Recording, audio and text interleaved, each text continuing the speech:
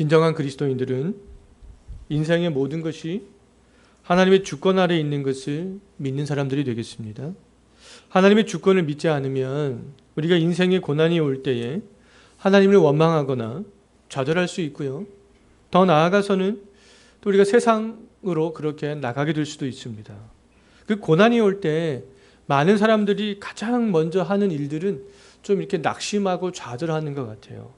나에게 왜 이런 일들이 발생하는가? 나는 왜 별로 이렇게 하는 일마다 잘 되는 일이 없는가? 등등 이런 생각을 먼저 하게 되는 것 같습니다. 그런데 우리가 하나님의 주권을 정말 신실하게 믿는 그리스도인들은 우리가 성경을 볼 때, 또 우리가 교회 역사를 볼 때 그렇지 않았다는 거예요. 룻기 1장을 보면 룻의 시어머니 나오미가 나오는데요. 이 나오미는요, 하나님의 주권을 아주 굉장히 철저하게 믿었던 것을 볼 수가 있어요. 베들레헴에 흉년이 들어서 나오미와 또 그의 가족은 베들레헴을 떠나게 돼요. 나오미가 베들레헴을 떠날 때에는 남편이 있었습니다. 또 2명의 아들도 있었고요. 2명의 며느리들도 함께 했어요. 그런데 나오미가 베들레헴으로 다시 돌아올 때에는 남편이 죽었잖아요. 2명의 아들도 죽었습니다. 2명의 며느리 중 1명은 떠났어요. 나오미가 베들레헴으로 돌아올 때에 나오미에게는 단 1명의 며느리 롯밖에는 남아있지 않았습니다. 베들레헴을 떠날 때와 베들레헴으로 다시 돌아올 때에 이 나오미의 상황이 완전히 이렇게 뒤바뀐 그런 상황 가운데 있었어요. 나오미는 남편과 2 아들은 죽었지만 그럼에도 불구하고 그 모든 것은 하나님의 주권 아래 있음을 믿었습니다. 우리가 룻기 1장 21절을 보면 잘 알 수 있어요. 나오미가 하나님을 향해서 고백을 하는 것들을 보면 잘 알 수 있습니다. 내가 풍족하게 나갔더니 어디로 나갔겠습니까? 베들레헴을 나갈 때는 나오미가 풍족했다는 거예요. 그러나 여호와께서 내게 비어서 아무것도 없이 빈손으로 돌아오게 하셨다. 그렇게 룻기서 1장 21절 말씀을 보면 나오미가 그렇게 고백을 하고 있습니다. 나오미는 베들레헴을 떠날 때는 풍족했어요. 남편도 있었고 2 아들도 있었고 가진 것도 지금보다는 훨씬 더 많았습니다. 풍족했지만 베들레헴으로 다시 돌아올 때는 빈손이었어요. 남편도 죽고 아들도 다 죽었습니다. 근데 이 나오미는 빈손이 된 자신의 그런 모습을 보면서 여호와께서 나를 징벌하셨구나 이렇게 생각했습니다. 전능자가 나를 괴롭게 하셨구나 이렇게 생각을 했어요. 그 모든 것이 이러한 고백을 볼 때 나오미는 하나님의 주권 가운데 있음을 믿었던 겁니다. 베들레헴으로 돌아오는 이 나오미는 최악의 상황이었지만 하나님을 향한 그런 믿음만큼은 변함이 없었어요. 오히려 빈손이 된 나오미는요, 하나님을 더욱더 전심으로 바라보는 계기가 되었습니다. 베들레헴을 떠날 때보다요, 베들레헴으로 빈손으로 돌아올 때가 하나님을 전심으로 더 바라볼 수 있는 그런 계기가 되었다는 거예요. 하나님이 허락하지 않으면 단 하나의 일들도 일어나지 않잖아요. 나오미는 자기가 풍족했던 것도 모든 것을 다 잃고 빈털터리가 된 것도 하나님의 주권 가운데 있음을 믿었습니다. 자, 현재 우리에게 일어나는 모든 일들은 하나님의 주권 가운데 있는 거잖아요. 우리의 고난도 하나님의 주권 아래 있음을 믿는다면 우리가 당하는 모든 고난, 또 인생을 살아가면서 나를 좌절케 하는 그런 모든 상황들을 나쁘게만, 안 좋게만 생각할 이유는 없다는 겁니다. 오늘 또 우리가 읽은 본문을 통해서 그 사실들을 우리가 확인해 볼 수 있어요. 오늘 우리가 읽었던 말씀 12절 한번 보십시오. 12절을 어떻게 시작하고 있습니까? 그가 환난을 당하였다 이렇게 시작을 하고 있잖아요. 그가 환난을 당하였다. 그럼 여기서 환난은 당한 사람은 누구인가? 바로 그 위에를 보면 알 수 있는데요. 유다왕 므낫세가 되겠습니다. 므낫세. 그럼 이 유다의 왕 므낫세가 어떤 환난을 당했는가? 11절을 보면 나와 있는데요. 한번 보십시오. 이 유다의 왕 므낫세가 어떤 환난을 당했습니까? 아수르의 군대 지휘관들이 이 유다의 왕이었던 므낫세를 사로잡아서 쇠사슬로 결박했잖아요. 그래서 바벨론으로 끌고 갔습니다. 이 므낫세는 유다의 왕이었지만 노예처럼 끌려가게 되는 그런 고난과 환난을 당하게 되었다는 거예요. 왕이 노예처럼 이렇게 끌려갔다면 일반 백성들은 말할 것도 없이 더 엄청난 고난을 당하지 않았겠어요? 므낫세와 유다의 백성들이 고통당한 것은 10절에 있습니다. 그 원인은 10절에 있어요. 바로 하나님의 말씀에 불순종했기 때문이라는 거예요. 므낫세는 그의 아버지 히스기야가 신앙의 개혁을 이루었던 그 모든 것들을 다 폐기해 버렸습니다. 이방의 신들을 섬기는 그런 죄들을 아주 악랄하게 범하고 말았어요. 므낫세가 노예처럼 끌려간 것은 하나님이 므낫세를 심판하기 위한 그러한 방편이었다는 겁니다. 므낫세가 하나님께 범죄하면서 그런 왕자에 앉아서 통치자로서 좋은 음식을 먹으면서 통치자의 삶을 사는 것이 행복한 삶이라고 말할 수 있겠습니까? 화려한 왕궁에서 왕관을 쓰고 좋은 음식들을 먹으면서 그렇게 살아가는 그런 므낫세의 모습이 행복한 모습이었겠는가? 어떤 것 같습니까? 신앙이 없는 사람들은 그것이 행복이라고 그렇게 말합니다. 왜요? 그들은 인생의 목적이 그런 것이기 때문에 그래요. 그거 행복하지 않느냐?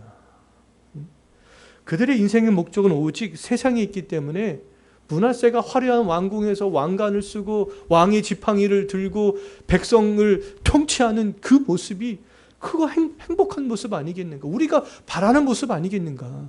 이렇게 생각합니다. 그런데 우리 그리스도인들은 그렇지 않잖아요. 우리가 지난주에 살펴봤던 로마서 12장 2절 말씀을 우리가 잘 기억해 보면 알 수 있습니다. 그 말씀에서 뭐라고 말하고 있어요?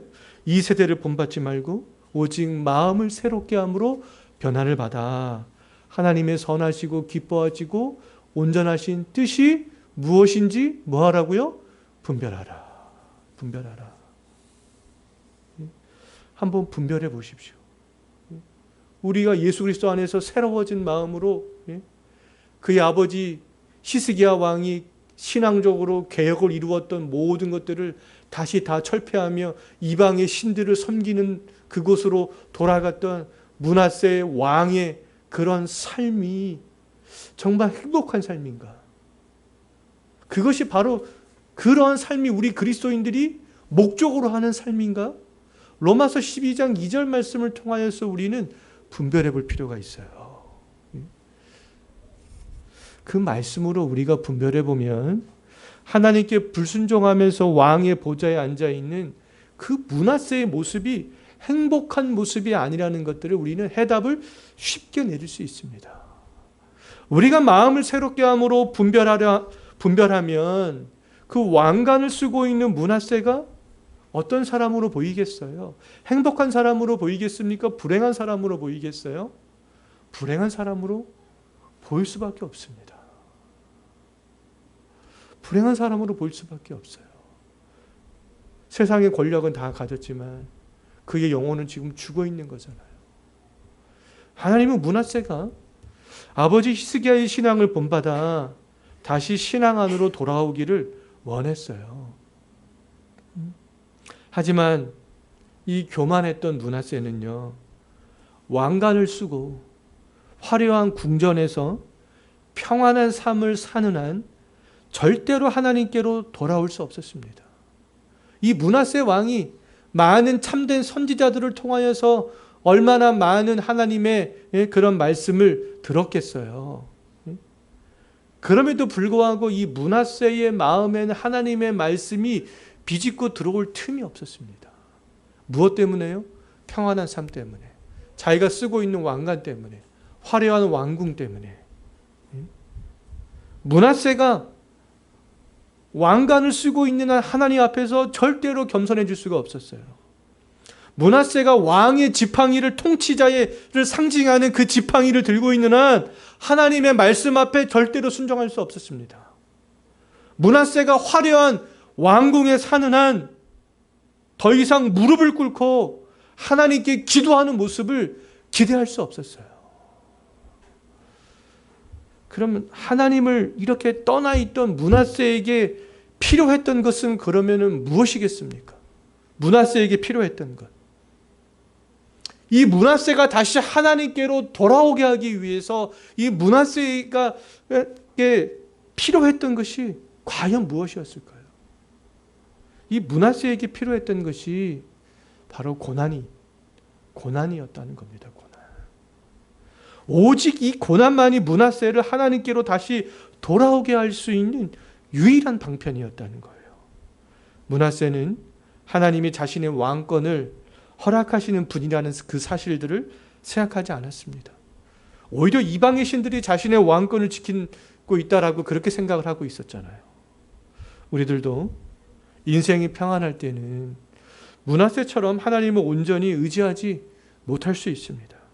하나님께 이렇게 범죄하면서도 하나님을 우리가 올바르게 섬기고 있다라고 착각할 수도 있어요.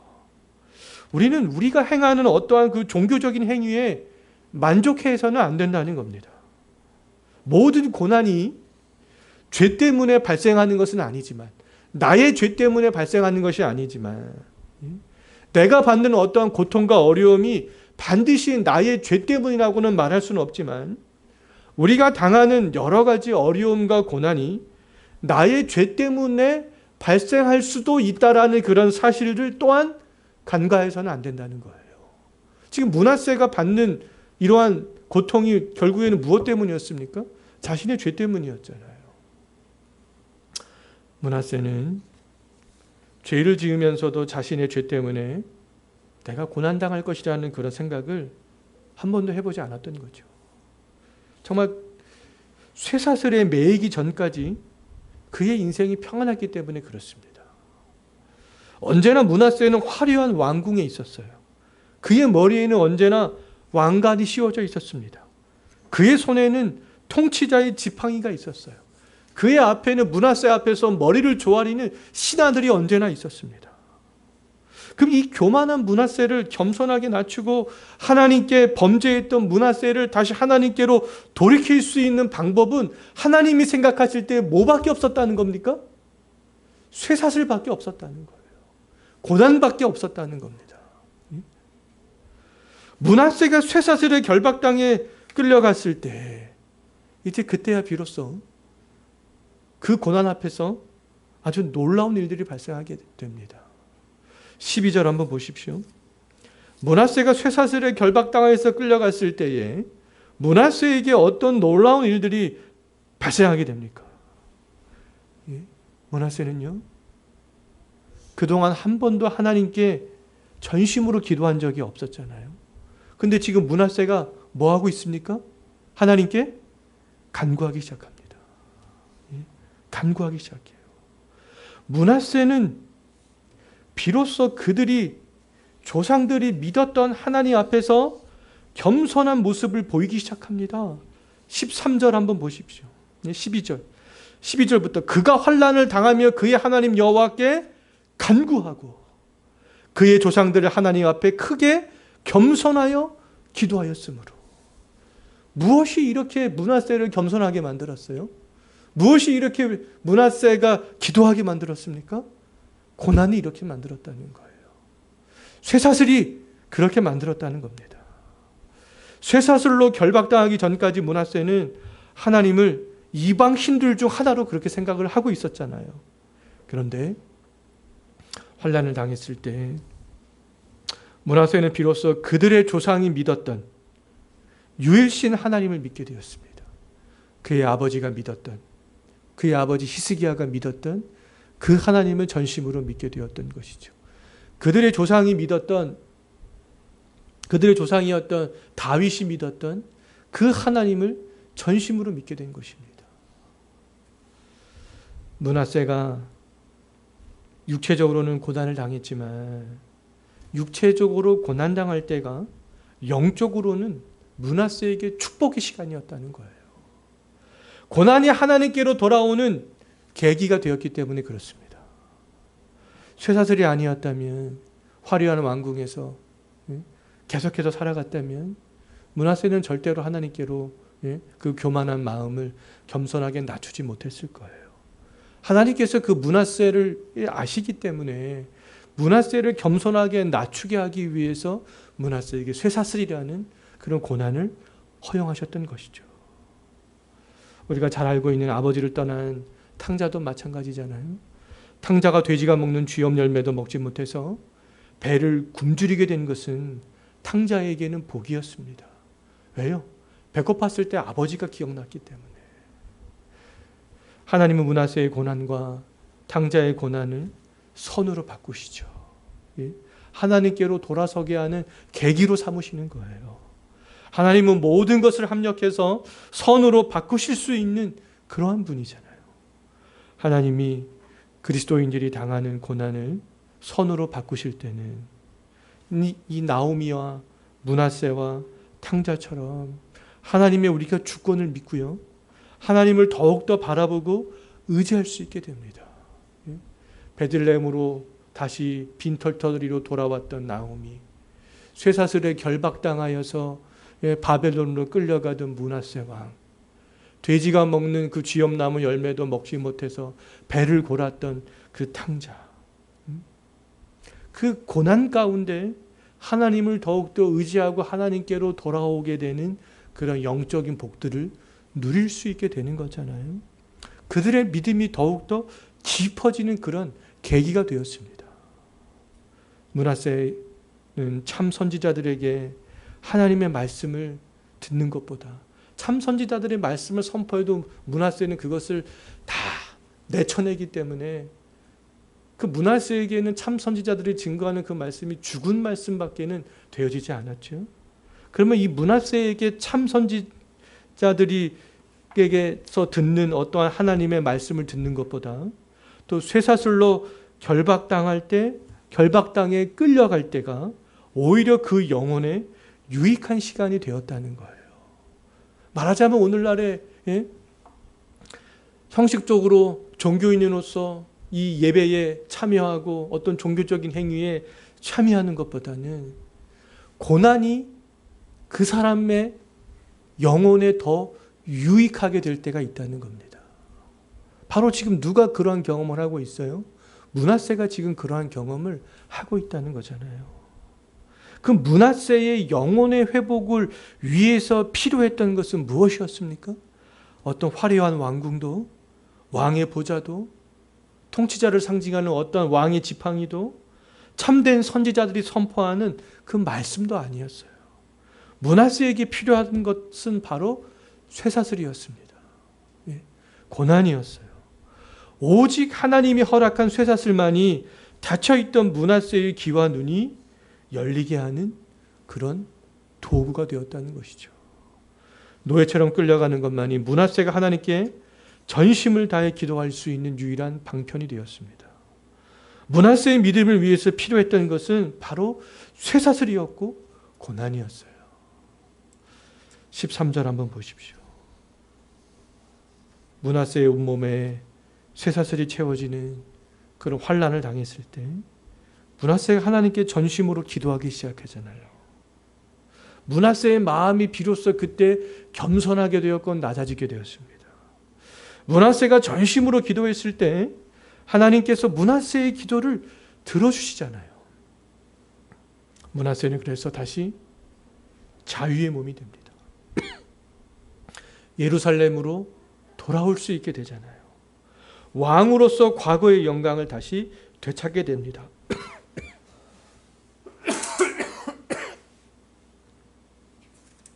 그의 아버지 히스기야처럼 이제 믿음이 회복되어서, 신앙이 회복되어서 예루살렘으로 돌아와서 신앙의 개혁을 단행하는 모습을 15절과 16절을 보게 되면 우리가 잘 알 수 있어요. 쇠사슬로 결박당해 바벨론으로 끌려갈 때와 다시 예루살렘으로 돌아올 때의 모습이 완전히 달라져 있었잖아요. 우리들이 때때로 당하는 고난은요, 하나님을 전심으로 바라보게 하는 특효약이 될 수도 있다는 거예요. 므낫세에게 쇠사슬이 특효약이 되었습니다. 자, 우리가 개인적으로, 가정적으로, 교회적으로 고난이 올 때 불신앙적인 모습을 보이기보다는 우리의 모습을 돌아보는 그런 시간을 우리가 좀 겸손하게 가질 수 있었으면 좋겠어요. 우리의 모습을 돌아볼 때 하나님을 더욱더 의존하게 될 뿐만 아니라 하나님께 이 므낫세처럼 전심으로 마음을 다해서 기도할 수 있게 된다는 거예요.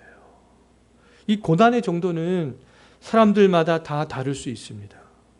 인생을 살 때 어떤 사람들은 나오미와 므낫세처럼 이렇게 충격적인 엄청난 고난을 당하기도 하지만 어떤 사람들은 보다 약한 고난에 직면하게 될 수도 있습니다.